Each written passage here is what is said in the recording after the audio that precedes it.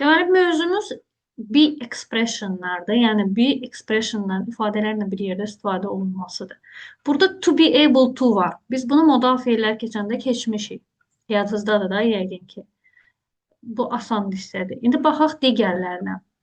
Baxaq deməli, be about to-ya, bir də be due to-ya. Birinci baxırıq be about-dur. Görürsüz yazılıb. Üzrə olmaq, nəyisə etməyə hazırlaşmaq. Yəni, məsəl üçün, nəsə bax, indi hal-hazırda baş verəcəksə tezlikdə. Biz o zaman bunu istifadə edə bilərik. Baxın, əsas məqamlara nəyə fikir verəcək? Deyir, çox yaxın zamanda. Yəni, bir neçə andan sonra baş verəcək bir hərəkət olanda biz bunu istifadə edirik. I am about to lay the table. Mən süfrə açmaq üzrəyəm. Yəni, indicə açacağam. Can I phone you back later?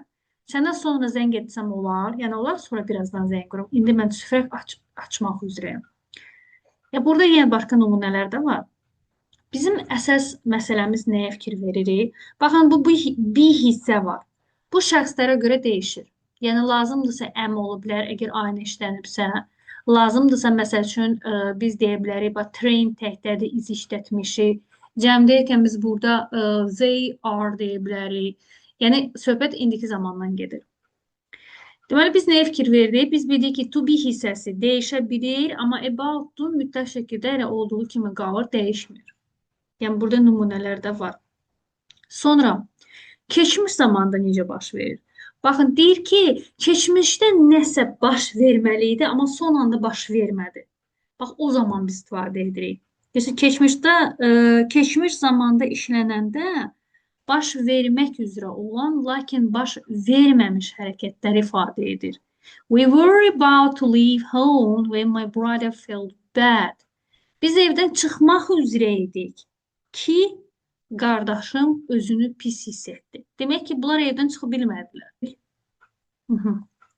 Deməli, digərindən bu be about-unun be due to-dan əsas fərqi ondan ibarətdir ki, biz burada zaman qəti göstərməməliyik. Yəni, biz deyirik ki, indicə baş verəcək. Haçansa bax, indilərdə baş verəcək, olacaq. Biz o zaman burada heç vaxtı istifadə edə bilmərik dəqiq bir vaxtı. Məsəl üçün, we were about to leave home. Onda biz deyirik ki, bundan sonra in 5 minutes deyə bilmərik. Axı, məntiqi təcə, biz 5 dəqiqəyə evdən çıxmaq üzrə idik. Burada keçmişdə verir. Yəni, və yaxud da indikində olsun. Yəni, biz cümləni işlədirik, yanında heç vaxtı biz dəqiq bir vaxt göstəricisi istifadə edə bilmərik. Görürsünüz, məsəl üçün, in 5 minutes. Bunlar istifadə olunmur, qəti.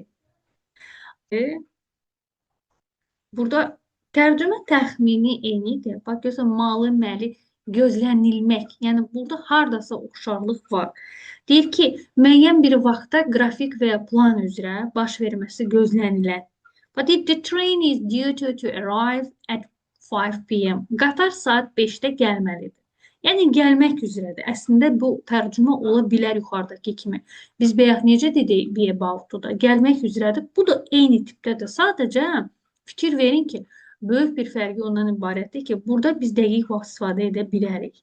Burada dəqiq vaxt təkcə, məsəl üçün, saat nəzərdə tutulmayıb da.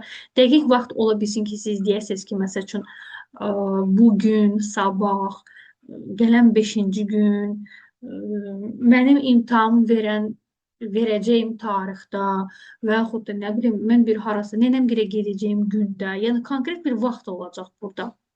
Təkcə burada, yəni saatı nəzərdə tutmur. Bax, görürsünüz, burada deyir, the meeting is due to start soon, tezliklə.